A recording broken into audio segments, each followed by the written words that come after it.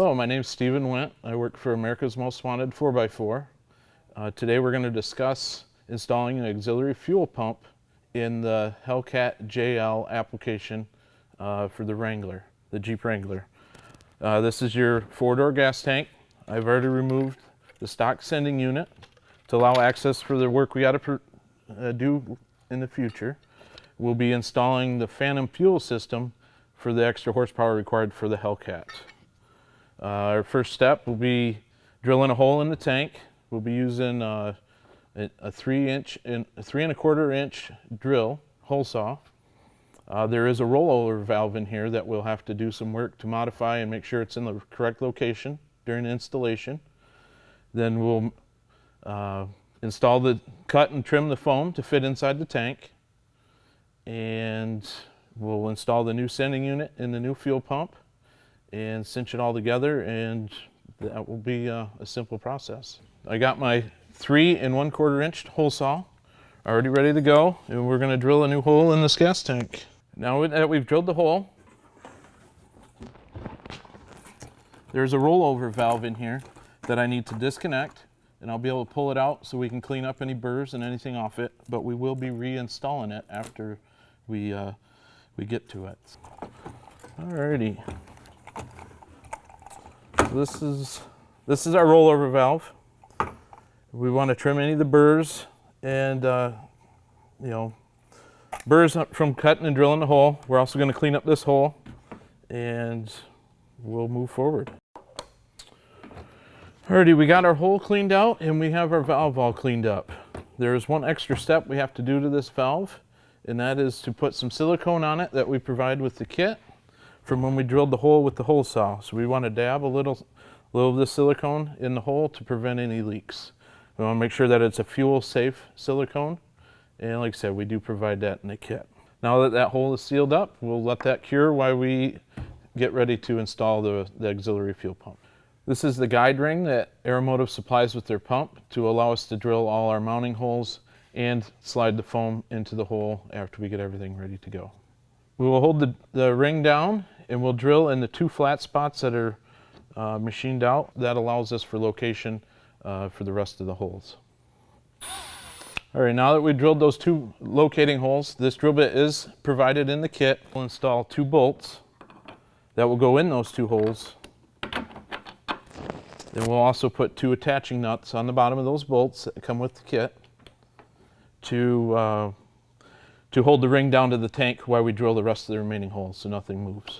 Now we're going to measure the depth of the tank from the bottom of the ring to the bottom of the gas tank. All right, and in this application I got 8¾ please measure your own tank because there might be some variances between the tanks. Per the instructions, to cut the foam, we want to make it 1 inch longer than our depth in the tank. So I'm going to measure everything out on the foam and we'll get that cut. Alrighty, now that we've cleaned the fuel tank out and got all the debris out of the way, we're going to proceed forward with installing the foam and installing the rubber catch pan that comes with the kit. One step I like to do is I'll put a slit in this foam, approximately a couple inches long is all, just to cut with my scissors to give me a little action like that for a later step, and I'll explain that in the future. So first I'll take the rubber boot and I'll stuff that in here.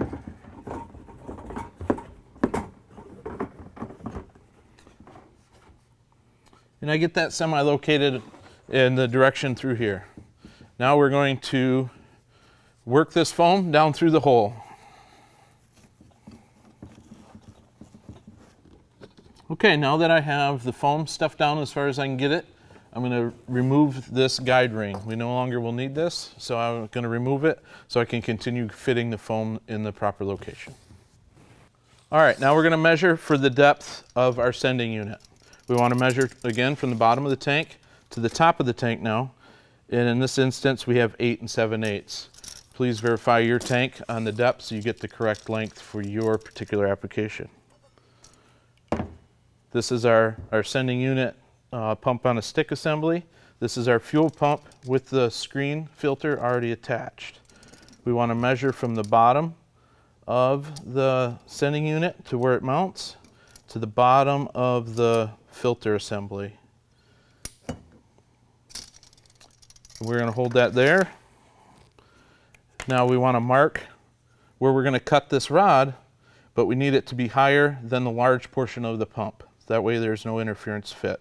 So we're going to mark it right in about here.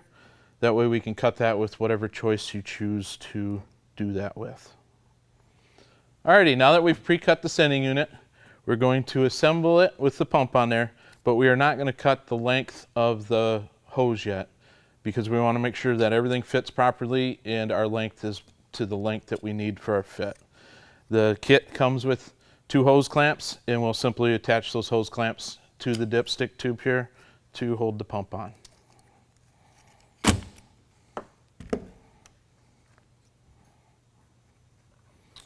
Now that we have the assembly together, we're going to slide it down in the tank for just a test fit.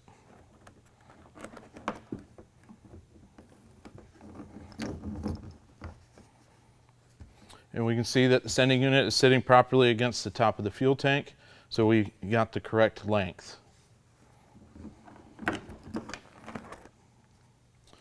We are now going to determine the proper length to cut our supply line off and get it attached to the pump.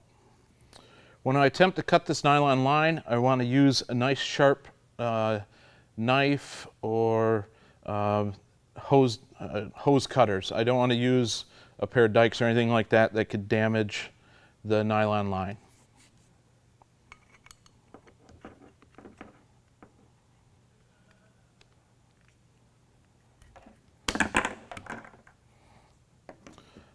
This way I get a nice clean and square cut, and it stays to the proper diameter and to prevent any problems with leaks.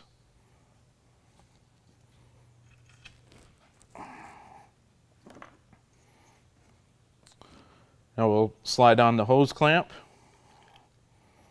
and we'll slide the whole assembly back together.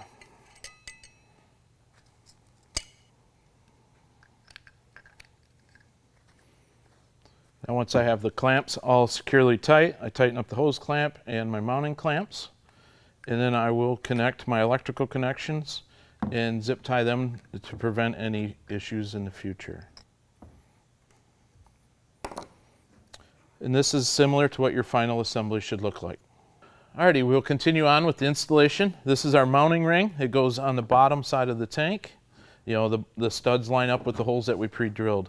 I try to locate the slot off in this direction because we'll need that access to attach that rollover valve that we've discussed since the beginning of this process in order to get it up in a proper location.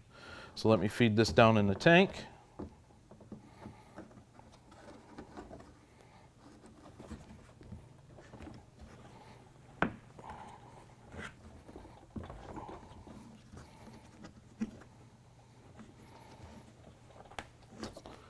Now that we have the ring in there, we're going to put our sealing gasket on there, and that simply lines up with all the studs that are poking through.